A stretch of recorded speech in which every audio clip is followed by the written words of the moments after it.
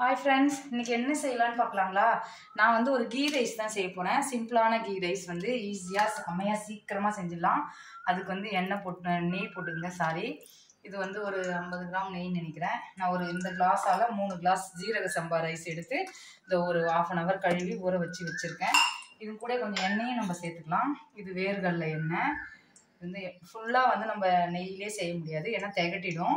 இது வந்து ஒரு 25 கிராம் அது மாதிரி போட்டுக்கோங்க. அவ்வளோதான். இது நான் ஃபுல்லாக ஊற்றிட்டேன், ஏன்னா நெய் இருக்குது. நான் இது வந்து ஒரு மெஷர்மெண்ட்டுக்காக இதை போட்டுட்டேன். ஏற்கனவே இருந்தது. இது நல்லா காஞ்ச உடனே இங்கே பாருங்கள், லவங்கம், பட்டை, ஏலக்காய், இந்த 2 இலை, அப்புறம் வந்து இந்த கல்பாசி, இது எல்லாமே இதில் போட்டுருங்க. அப்படியே போட்டு ரொம்ப ஸ்பைசஸ் இருக்காது, சூப்பராக இருக்கும். நிறைய மெத்தடில் இது செய்வாங்க. நான் இந்த வந்து ஒரு பெரிய வெங்காயம் கட் பண்ணி வச்சுருக்கிறேன், ஒரு 4 பச்சை மிளகா, ஒரு புடி வந்து புதினா, ஒரு புடி வந்து கொத்தமல்லி, ஒரு 2 தக்காளி, மீடியம் சைஸ் தக்காளி, இவ்வளோதான் இதுக்கு எடுக்கிறோம். இப்போ வந்து இது நல்லா இதாகிடுச்சு. இந்த பச்சை மிளகாவை போட்டுருங்க. அடுத்தது வந்து வெங்காயம் நீளமாக இப்படி கட் பண்ணிக்கோங்க. அவ்வளோதான், இது போட்டுக்கோங்க. இது அப்படியே நம்ம வதக்கலாங்களா? நல்லா வாசமாக இருக்குது. ஈஸியாக செஞ்சிடலாம் ஃப்ரெண்ட்ஸ். இது நிறைய டிஃப்ரெண்ட் செய்வாங்க. நான் ஏற்கனவே ஒரு வாட்டி போட்டிருக்கேன், இன்றைக்கி 2 வாட்டி போட்டிருக்கேன். இது வேற ஒரு மெத்தட். இது ரொம்ப ஈஸியான மெத்தடு. இதுக்கு நான் வெஜிடபிள் குருமா செய்ய போகிறேன், அதுவும் நம்ம வீடியோ எடுக்கலாம். இது வந்து வதங்கட்டும். நம்ம கீ ரைஸ்க்கு வந்து வெங்காயம் வந்து நல்லா பிரியாணி மாதிரி வதங்கணும்னு அவசியம் கிடையாது ஃப்ரெண்ட்ஸ். இந்த மாதிரி கண்ணாடி பதம் வந்தால் போதும். ஒரு இஞ்சி பூண்டு பேஸ்ட் போட்டுக்குங்க. நம்ம இது வீட்டிலேயே அரைச்சது, இது நான் வீடியோ எடுத்திருக்கேன். இது வரும் நமக்கு, பாருங்கள், நான் வீடியோ போடுறேன். இது இஞ்சி பூண்டு பேஸ்ட் அரைச்சிருக்கேன். ஏன்னா கடையிலலாம் நம்ம எப்படி இருக்குன்னு தெரியாது. இந்த இஞ்சி பூண்டு நல்லா வதங்கினதுக்கப்புறம் இங்கே பாருங்கள், இந்த தக்காளி போட்டுருங்க. இங்கே பாருங்கள், இஞ்சி பூண்டு நல்லா வதங்கிடுச்சு.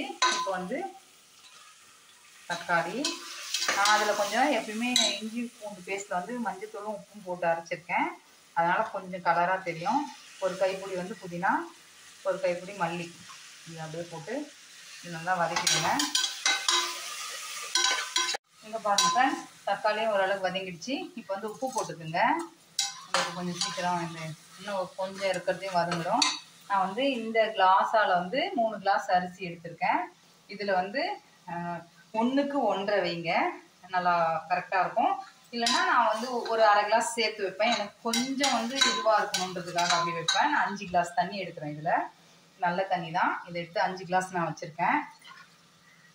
1 2 3 4 தான் வந்து ஃபுல்லாக இருந்தது.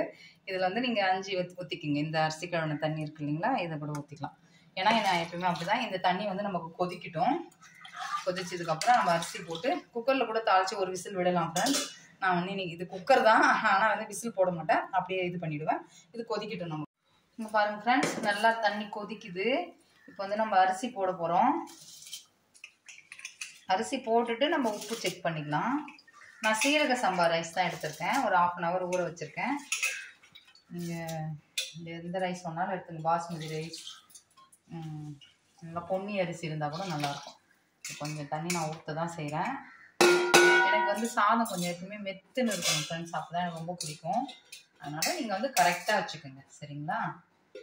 இது வந்து நம்ம கொதி வந்ததும் செக் பண்ணிவிட்டு உப்பு பார்த்துக்கலாம். இது வந்து நம்ம சிக்கன் மட்டன்லாம் கூட சூப்பராக இருக்கும். உப்பும் கரெக்டாக இருக்குது. கொஞ்சம் ஒரு கல் தூக்கலாக இருக்குது. இப்போ நம்ம வந்து அது வெந்து வரும்போது கரெக்டாக இருக்கும். இது கொதிக்கட்டும். நம்ம பார்க்கலாம். இங்கே பாருங்கள் ஃப்ரெண்ட்ஸ், எல்லா தண்ணியும் நம்ம நல்லா சுண்டிடுச்சு பார்த்தீங்களா? இப்போ வந்து நம்ம இதை வந்து தம்மு போட்டுடலாம்.